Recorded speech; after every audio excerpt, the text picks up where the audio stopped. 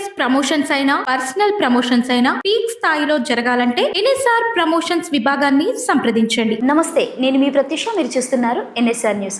ప్రస్తుతం మనం ములుగు భూపాలపల్లి జిల్లాలో సూపరింటెండింగ్ ఇంజనీరింగ్ గా వర్క్ చేస్తున్న బానోతు మల్చూర్ నాయక్ గారితో ఉన్నాము. సో మనం కరెంట్ పవర్ కి సంబంధించి ప్రాజెక్ట్స్ కి సంబంధించి కొన్ని విషయాలు తెలుసుకునే ప్రయత్నం చేద్దాం. సార్ నమస్తే. సార్ నమస్తే అండి. సార్, ములుగు భూపాలపల్లి రెండు జిల్లాల్లో బాధ్యతలు చేపట్టారు కదా సార్, మీరు ఈ బాధ్యతల పట్ల సంతృప్తిగానే ఉన్నారా సార్? అవునండి. ముందుగా ఎన్ఎస్ఆర్ న్యూస్ టీవీ వాళ్లకు నమస్కారం అండి.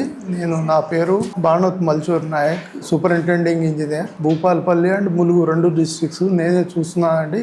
నేను బాధ్యతలు చేపట్టి ఇవాళ కాదు, 4 సంవత్సరాలు అయింది. 4 years నుండి నేనే చేస్తున్నా అండి. నాకు సంతృప్తిగానే ఉంది. అండ్ ఈ మధ్య కాలంలో సార్ 100 యూనిట్స్ కరెంటు బిల్ వాడినా కూడా ఎక్కువ కరెంటు బిల్ వస్తుందనే ఒక అపోహ అనేది అయితే సాధారణ ప్రజల్లో ఉంది సార్. సో అలాంటి వాళ్ళకి మీరు ఏం సమాధానం చెప్తారు సార్? 100 యూనిట్స్ వాళ్ళకి ఎక్కువ బిల్లు వస్తుంది అనేది కరెక్ట్ కాదండి. అది ఎందుకు అంటే 100 యూనిట్స్ కాదు, మనకు ప్రజెంట్ గా ఉన్న గవర్నమెంట్ వచ్చిన తర్వాత బీద ప్రజలకి గృహజ్యోతి స్కీమ్ కింద 200 యూనిట్లు 200 అప్ టు 200 యూనిట్స్ వరకు వచ్చినా కూడా వాళ్ళకు 0 బిల్ వస్తుందండి. 100 యూనిట్స్ కి ఎక్కువ బిల్ రావడం అనేది కరెక్ట్ కాదు. అలాంటి ఎక్కడన్నా 1-2 సందర్భాలు ఏమన్నా ఉండి ఉంటే అవి మా దృష్టికి తీసుకొస్తే, మాకు జిల్లాలో భూపాలపల్లి జిల్లాలో భూపాలపల్లి ఈఆర్ఓ ఆఫీస్ ఉంటుంది, ఎలక్ట్రిక్ రెవెన్యూ ఆఫీసు. అదేవిధంగా ములుగు జిల్లాలో ములుగులో ఒకటి, ఏటూరు నగరంలో ఒకటి ఈఆర్ఓ ఆఫీసులు ఉన్నాయండి. ఆఫీసులో ఏఓ గారులకు కానీ లేకపోతే ప్రతి మండలంలో మాకు అసిస్టెంట్ ఇంజనీర్స్ ఉంటారు. వారికి పైన సబ్ డివిజన్స్ ఉంటాయి, ఏడీస్ ఉంటారు. వాళ్ళ దగ్గరికి వెళ్ళి ఎక్కడన్నా ఇట్లా ఎక్కువ బిల్లు వచ్చింది అనే విషయాన్ని కనుక చెప్తే ఇమీడియట్ గా మీటర్ని కానీ చెక్ చేసి ఎక్కువ బిల్లు వచ్చిందంటే దాన్ని సరిచేయడం కానీ అట్లాంటి చేయడానికి మాకు అవకాశం ఉంటుంది. అట్లాంటివి వస్తే ఇమీడియట్ గా రెక్టిఫై చేస్తామండి. ఏమన్నా అట్లాంటి ఇంకెక్కడన్నా మీ దృష్టికి వచ్చిన ప్రజలకి, కన్జ్యూమర్స్ అంటే విద్యుత్ వినియోగదారులకు ఎక్కడా కూడా ప్రతి మండే రోజు మాకు విద్యుత్ అదాలత్ అని పెడుతున్నాము. దాంట్లో మీరు ఈవెన్ కలెక్టర్ ఆఫీస్ లో కూడా విద్యుత్ మనకు ప్రజావాణి జరుగుతుంది. మా ఆఫీసులలో కూడా ఎవ్రీ సెక్షన్ ఆఫీస్ లో మండల్ లెవెల్లో ప్రజావాణి జరుగుతుంది. దాంట్లో చెప్పుకోవచ్చు. చెప్తే దాన్ని ఇమీడియట్ గా రెక్టిఫై చేసే అవకాశం ఉంటుందండి. దాంట్లో ఇబ్బంది ఏం లేదు. అండ్ సార్, ములుగు తుపాకులగూడెం 2 ప్రాజెక్టులు మీరే చూస్తున్నారు కదా సార్, ఆ అనుభవం అనేది ఎలా ఉంది సార్? ఇప్పుడు అండి జనరల్ గా ఈ ప్రాజెక్ట్స్ అంటే ఇరిగేషన్ ప్రాజెక్ట్స్ జనరల్ గా మనకు ఫ్లడ్స్ టైంలో ఎక్కువగా గోదావరి వాటర్ వచ్చినప్పుడు లిఫ్ట్ చేయడానికి లిఫ్ట్ ఇరిగేషన్ స్కీమ్స్ ఉన్నాయి. వాటికి ఎక్కడ అంటే మనకు తుపాకులగూడెంలో 220/11 kV సబ్ స్టేషన్ ఉంటుందండి. అది ట్రాన్స్కో కంట్రోల్లో ఉంటుంది. దాంట్లో అంటే నిర్వహణ ట్రాన్స్కో కంట్రోల్లో ఉంటుంది. కాకపోతే అక్కడ జరిగే కన్జంప్షన్ అంటే అక్కడ ఎంత కరెంట్ వాడుతున్నారు అనేది మా డిఈ గారు, ములుగు డిఈ గారు రీడింగ్స్ నోట్ చేసి, మీటర్ ద్వారా వచ్చే రీడింగ్ ని నోట్ చేసి దాన్ని బిల్ చేయడం జరుగుతుంది. దాంట్లో ఎక్కడ కూడా అన్ని మీటర్స్ కంప్యూటరైజ్డ్ మీటర్స్ ఉంటాయండి. ఎవ్రీ 15 minutes కి ఇంటిగ్రేషన్ ఉంటుంది. ఎక్కడ కూడా ఒక యూనిట్ కానీ ఎక్కువ కానీ తక్కువ కానీ రావడం అనేది జరగదు. ఏ మాత్రం కూడా దాంట్లో డిఫికల్టీ ఉండదు. ఒకవేళ ఏమన్నా మీటర్ ప్రాబ్లం ఉంటే ఇమీడియట్ గా మాకు ఎంఆర్టీ అని ఉంటదండి, మీటర్స్ డివిజన్, వాళ్ళకి ఇన్ఫార్మ్ చేస్తాము. వాళ్ళు మళ్ళీ విజిలెన్స్ వాళ్ళు వచ్చి చెక్ చేసి అట్లాంటి ఏమన్నా ప్రాబ్లం ఉంటే వాటిని ఇమీడియట్ గా రెక్టిఫై చేసి మళ్ళీ సెట్ చేయడం జరుగుతుందండి. అండ్ సార్, గొత్తికుయ్యలగూడెంలో ఇప్పటి వరకు అయితే పవర్ అనేది లేదు. సో మీరు వచ్చిన తర్వాత ఏమైనా ప్రాబ్లం అనేది సాల్వ్ అయిందా సార్? ఇప్పుడు ముఖ్యంగా గొత్తికుయ్యలు అనేది ఇక్కడ మన దగ్గర నుంచి వచ్చిన ట్రైబ్స్ కాదండి. వాళ్ళు వాస్తవంగా ఛత్తీస్గఢ్ కానీ ఇతర రాష్ట్రాల నుంచి వచ్చిన ట్రైబ్స్. ఇక్కడ మన దగ్గర ఎస్టీ హ్యాబిటేషన్స్ కి ఎక్కడ కూడా మనం పవర్ లేకుండా లేము. ప్రతి ఎస్టీ హ్యాబిటేషన్స్ కి పవర్ ఇవ్వడం జరిగింది. ముఖ్యంగా గొత్తికోయాలంటే వాళ్ళు మన ఇక్కడ తెలంగాణలో ఉన్న ట్రైబ్స్ కాదు. వారు మైగ్రేట్ గా వేరే స్టేట్స్ నుంచి ఛత్తీస్గఢ్ కానివ్వండి, లేకుంటే మహారాష్ట్ర, ఇతర రాష్ట్రాల నుంచి వచ్చిన వాళ్ళకి ఏంటంటే ప్రత్యేకంగా భూములు వాళ్లకు పట్టా గానీ అట్లాంటి లేదు. ఇల్లు కట్టుకోవాలంటే ఎవరైనా సరే ఇల్లు కట్టుకోవాలంటే ఇంటికి సంబంధించిన జాగా రిజిస్ట్రేషన్ ఉండాలి. బేజాబ్తిగా ఉంటేనే గ్రామ పంచాయతీలో కానీ లేకపోతే మన రెవెన్యూలో రికార్డులో ఉంటేనే వాళ్ళకు కరెంట్ ఇయ్యమనే ఉంది. స్పెషల్లీ గుత్తికోయాలకి ఏంటంటే వాళ్ళకు అట్లాంటి అవకాశం లేదు కాబట్టి ఎక్కడన్నా ఉండొచ్చు. ఉన్నా కూడా వాళ్ళకు కూడా గవర్నమెంట్ ఇక్కడ ఉన్న గవర్నమెంట్ ఏంటంటే కలెక్టర్ గారు కానివ్వండి, మా సిఎండి గారు, వీళ్ళు కూడా వాళ్ళకు పవర్ లేకుండా ఎట్లా ఉంటారు అనేది యాక్సెసిబిలిటీ లేకపోతే వాళ్ళకు సోలార్ పవర్ ఇవ్వడం జరుగుతుందండి. దాంట్లో స్పెషల్లీ గుత్తికోయాలకైతే మాకు ప్రత్యేకంగా ఆదేశాలు ఇవ్వమని ఎక్కడా లేవు. ఉంటే మాత్రం డెఫినెట్ గా వాళ్ళకు కూడా ప్రొవైడ్ చేయడం జరుగుతుంది. మంత్రి సీతక్క గారి కాన్సిస్టెన్సీ కదా సార్.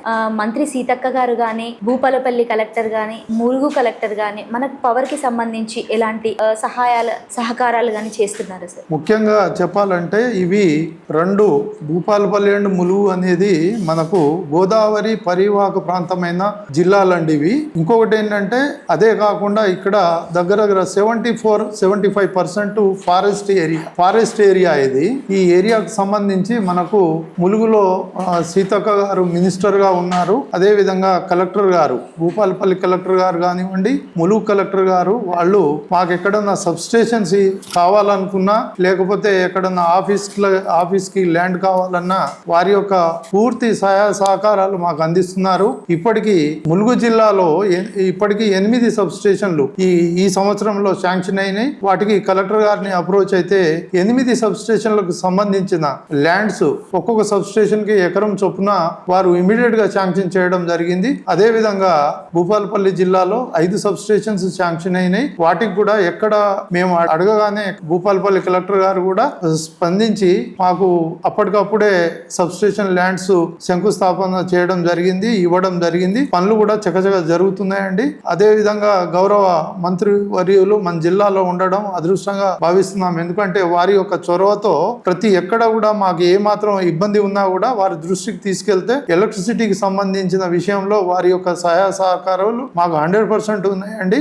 వారి యొక్క సహాయాన్ని మేము అందిపుచ్చుకుంటున్నాము కాబట్టి వారికి కృతజ్ఞతలు తెలియజేస్తా ఉన్నామండి. అండ్ సార్, కరెంట్ డిపార్ట్మెంట్ లో ప్రమాదవశాత్తు లైన్మెన్స్ కానీ జేఎల్ఎంస్ కానీ ప్రమాదవశాత్తు చనిపోతే వాళ్ళకి గవర్నమెంట్ నుంచి కానీ ఎలాంటి సహాయ సహకారాలు ఉంటాయి సార్? ముఖ్యంగా ఇప్పుడు మా ఎలక్ట్రిసిటీ అనేది చాలా, ఎందుకంటే ఇది విద్యుత్ని వాడుకున్నంత సేపు జాగ్రత్తగా వాడుకోవాలి, విద్యుత్ తోటి ఆడుకోవద్దు. ఎందుకు అంటే ఇది చాలా ఎంత మనకు పవర్ని ఇస్తుందో ఆ విధంగా డేంజర్ కూడా ఉంటుంది. దీన్ని ఏంటంటే సేఫ్టీ ముఖ్యం అండి. ప్రతి ఒక్కరు ఏంటంటే సేఫ్టీని పాటించారు. ఎక్కడైనా సపోజ్ ఫీజు పోయింది అనుకోండి, డైరెక్ట్ పోయి కన్జ్యూమర్స్ కానీ లేకపోతే ఎవరైనా సరే డైరెక్ట్ పోయి ఎక్కడానికి వీల్లేదు. మాకు డిపార్ట్మెంట్ పర్ మా గౌరవ సిఎండి గారు వరుణ్ రెడ్డి గారు వచ్చిన తర్వాత ఎన్పిడిసిఎల్ పరిధిలో 1912 అనే టోల్ ఫ్రీ నంబర్ ని పెట్టడం జరిగింది. ఈ 1912 టోల్ ఫ్రీ నంబర్ ద్వారా ఎక్కడైనా సమస్యలు ఉంటే ఇమీడియట్ గా ఫోన్ చేసి, టోల్ ఫ్రీ అండి ఇది,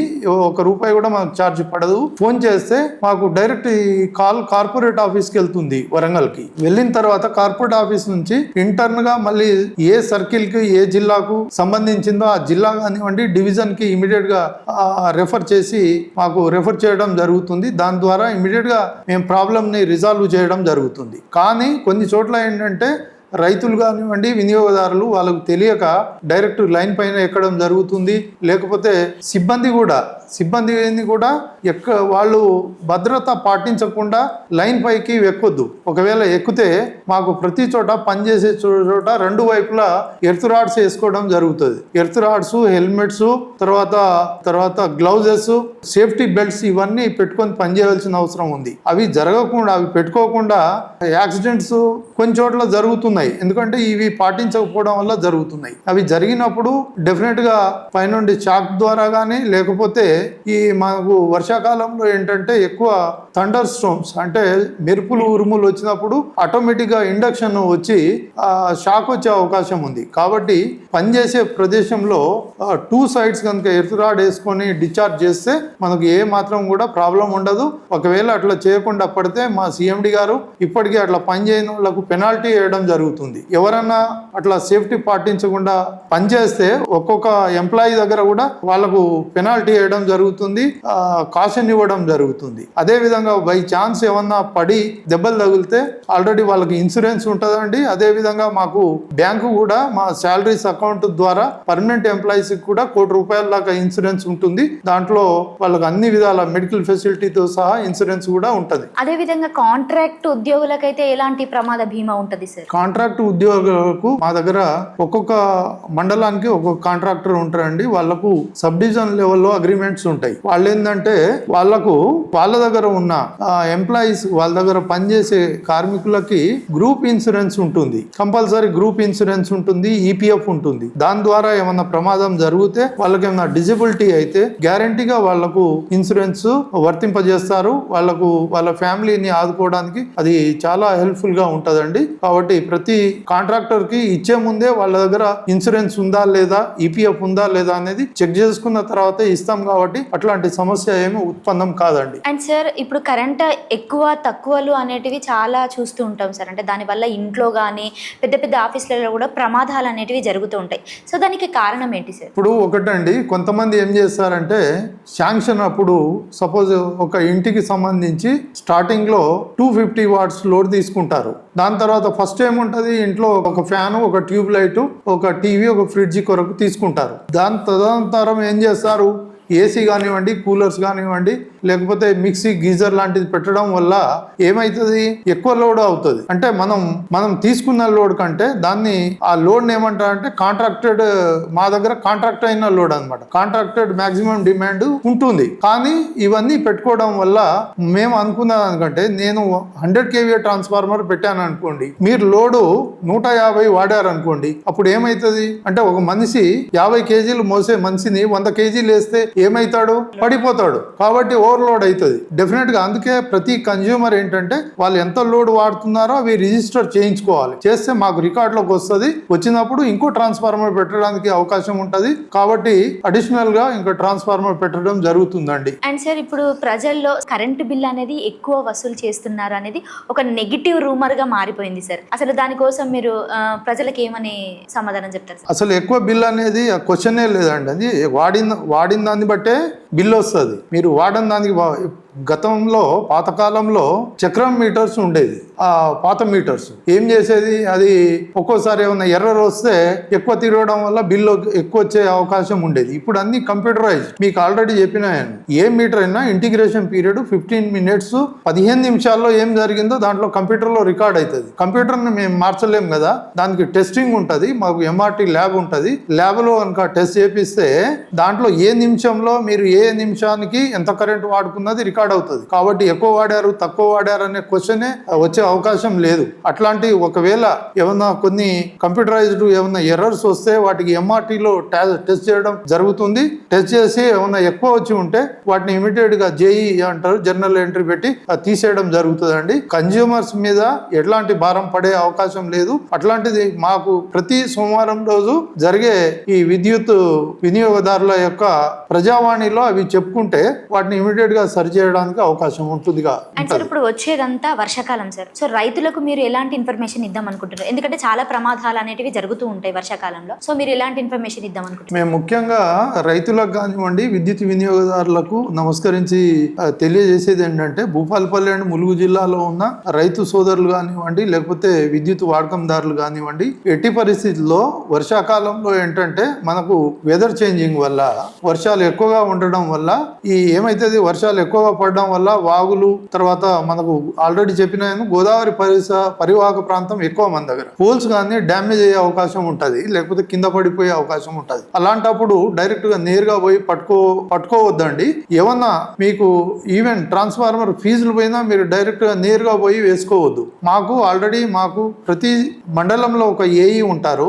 అదే కాకుండా ప్రతి గ్రామ పంచాయతీ దగ్గర మా యొక్క స్టాఫ్ ఉంటారు. Line men, line inspector, senior line inspector, foremen, JLM, చేయడం, వీళ్ళందరూ ఏఈ నంబరు వీళ్ళందరి నంబర్స్ ని మేము ప్రతి గ్రామ పంచాయతీ దగ్గర డిస్ప్లే చేశాం. మీరు అక్కడి గ్రామ పంచాయతీ ఆఫీస్ దగ్గరికి వెళ్ళి ఏ నంబర్ కు కాల్ చేసినా కూడా ఇమీడియట్ గా వచ్చి మా వాళ్ళే సరి చేస్తారు. కానీ నేరుగా రైతులు కానివ్వండి, లేకపోతే విద్యుత్ వినియోగదారులు కానివ్వండి, డైరెక్ట్ గా వెళ్ళి ఎలాంటి లూజ్ వైర్లు కానివ్వండి, కింద పడిపోయి ఉన్న వైర్లను కానివ్వండి, ట్రాన్స్ఫార్మర్ ఫీజులను కానీ మార్చవద్దని చెప్పేసి, ఇది రెయినీ సీజన్ కాబట్టి ఎక్కువ ప్రమాదాలు జరిగే అవకాశం ఉంది కాబట్టి నేరుగా వెళ్ళి ముట్టుకోవద్దని చెప్పేసి కోరుతా ఉన్నాము. అదే విధంగా మనకు ఏమీ లేదనుకోండి, అక్కడ దాకా కాకుండా ప్రతి ఒక్కరి దగ్గర ఆల్మోస్ట్ సెల్ ఫోన్స్ ఉన్నాయి.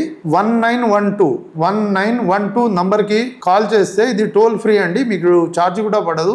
దాని ద్వారా మీ సమస్య ఏంటో తెలియజేస్తే మీకు తక్షణమే మీకు ఆ ప్రాబ్లం ని రిజాల్వ్ చేయడం జరుగుతుంది. కాబట్టి ఈ సీజన్ లో అప్రమత్తంగా ఉండాలని ఈ 2 జిల్లాలకు సంబంధించిన రైతు మిత్రులను కానివ్వండి, విద్యుత్ వినియోగదారులను కోరడం జరుగుతా ఉంది. సార్, పాతకాలంలో అయితే విద్యుత్ వినియోగం అనేది చాలా తక్కువ ఉండే, అంటే ఇప్పుడు పిల్లలకి కూడా మెయింటెనెన్స్ అనేది రావట్లేదు. సో ఫ్యూచర్ లా కరెంట్ ప్రాబ్లం అనేది ఎలా ఫేస్ చేయబోతున్నాం మనం? చూడండి, మనకు ఇప్పుడు కొత్త గవర్నమెంట్ వచ్చిన తర్వాత మాకు పవర్ మినిస్టర్ గా బట్టి విక్రమార్క గారు ఉన్నారు. వారు ముఖ్యమంత్రిగా రేవంత్ రెడ్డి గారు ఉన్నారు. వారి యొక్క సూచన మేరకు ఏంటంటే, మనకు ఇంతకు ముందు అంతా బొగ్గుతోటి కానివ్వండి, వాటర్ తోటి, బొగ్గుతోటి మనకు కరెంటు ఉత్పత్తి అనేది అయ్యేది. ఇది దేని ద్వారా? థర్మల్ ద్వారా జరిగేది. తర్వాత వాటర్ రిజర్వాయర్స్ ద్వారా, హైడల్ ద్వారా పవర్ జనరేట్ అయ్యేది. కానీ ఇప్పుడు సోలార్ పవర్ ని మనం వాడుకోవాలనే ఉద్దేశంతో సోలార్ ని ఎంకరేజ్ చేయడం జరుగుతుంది. కాబట్టి ప్రతి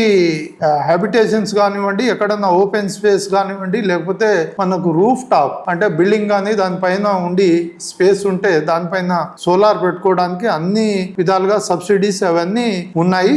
కాబట్టి మేము ఎలాంటి డిమాండ్ వచ్చినా కూడా, ఎంత పవర్ అవసరం ఉన్నా కూడా ఈ సోలార్ ద్వారా అధిగమించడానికి అన్ని ప్రణాళికలు సిద్ధం చేసుకొని ఆ దిశగా ముందుకెళ్తాం. మీ సాధారణ ప్రజలకి, ఇప్పుడు వచ్చే జనరేషన్ కి మీరు విలువైన మాటలు చెప్పండి సార్ పవర్ గురించి. ముఖ్యంగా ఏంటంటే మనం ఏంటంటే విద్యుత్ని పొదుపుగా వాడుకోవాలండి. ఎందుకంటే ఫ్యూచర్ డేస్ లో ఎట్లా అంటే, మనం ఒక యూనిట్ని వాడుతున్నామంటే 1.5 యూనిట్లు తయారు చేస్తే మనకు టోటల్గా మనకు వచ్చేసరికి 1 యూనిట్ వస్తుంది. కాబట్టి ఉన్న వనరులని మనం ఇప్పుడే వాడుకుంటే మనకు రాబోయే తరాలకి రేపు బొగ్గు ఎట్లా ఉంటుంది అనేది మ్యూజియంలో పెట్టి చూపించవలసిన అవసరం వస్తుంది. కాబట్టి మనకు ఉన్న వనరులని జాగ్రత్తగా, అంటే పొదుపుగా వాడుకుంటేనే మన ఫ్యూచర్ జనరేషన్కి ఉంటుంది. కాబట్టి విద్యుత్ని కూడా వృధా చేయకుండా, చాలామంది ఆఫీసులలో కానివ్వండి, ఇంట్లో ఏం చేస్తారు, ఫ్యాన్లు కానీ లైట్లు అట్లా వేసి వెళ్ళిపోతూ ఉంటారు. మళ్ళీ సాయంత్రం వచ్చేదాకా, సపోజ్ రైతులు అయితే వాళ్ళకు తెలియక ఏం చేస్తారు, ఫ్యాన్ కానీ లైట్ కానీ వేసేసి పొలాలకు వెళ్తారు. మళ్ళీ ఎప్పుడు వస్తారు? సాయంత్రం వస్తారు. సాయంత్రం దాకా ఫ్యాన్ తిరుగుతూనే ఉంటుంది, లైట్ వెలుగుతూనే ఉంటుంది. దాని ద్వారా ఎంత కన్జంప్షన్ వేస్ట్ అవుతుంది. కాబట్టి దయచేసి మీరు వెళ్ళే ముందు ఈవెన్ పిల్లలకి చెప్తే ఇంకా ఎఫెక్టివ్గా ఉంటుంది. స్కూళ్ళల్లో కూడా అవేర్నెస్ చేస్తున్నాము సేఫ్టీ మీద కానివ్వండి, పొదుపు మీద. కాబట్టి బయటికి వెళ్ళేటప్పుడు మీరు తప్పనిసరిగా మీ స్విచ్లని, ఇంట్లో ఉన్న ఎక్విప్మెంట్, ఎలక్ట్రికల్ ఎక్విప్మెంట్స్ అన్ని ఆపేస్తే బాగుంటుంది. కాబట్టి అవి ఆపితే మనకు ఎంత అవసరమో అంతే వాడితే బాగుంటుంది. కాబట్టి మన ఫ్యూచర్, మన పిల్లలకు కానివ్వండి, తరాలకి, వచ్చే తరానికి ఉపయోగపడుతుందని అందరికీ సూచించడం జరుగుతుంది. Okay sir, thank you sir. మీ విలువైన సమయాన్ని మా కోసం వెచ్చించి మంచి విషయాలు మాకు చెప్పినందుకు thank you sir. Thank you అండి. NSR న్యూస్ వాళ్ళకు కూడా చాలా థ్యాంక్స్. తమరి ద్వారా ప్రజలకు, ఈ 2 జిల్లాల్లో ఉన్న ప్రజలకు, విద్యుత్ వినియోగదారులకు మంచి జరగాలని కోరుకుంటూ సెలవు తీసుకుంటున్నాం. జై హింద్. చూశారు కదా, మనకు రైతులు సొంత నిర్ణయాలు తీసుకోకుండా వర్షాకాలంలో చాలా జాగ్రత్తలు పాటించాలి. ఎలాంటి ప్రమాదాలు ఉన్నా ముందుగా తెలిస్తే వెంటనే 1912 టోల్ ఫ్రీ నెంబర్కి సమాచారం ఇచ్చి జీవితాలను అయితే కాపాడుకోవాలి. ఇప్పుడు ఉన్న జనరేషన్ కి ఎలాంటి పవర్ని అయితే కాపాడుకోవాలనే విషయాన్ని అయితే సార్ మనకి ఇంత వివరంగా వివరించారు. సో మరొక ప్రముఖ వ్యక్తితో మళ్ళీ కలుద్దాం. కెమెరామెన్ మహేష్తో ప్రత్యూష, NSR న్యూస్.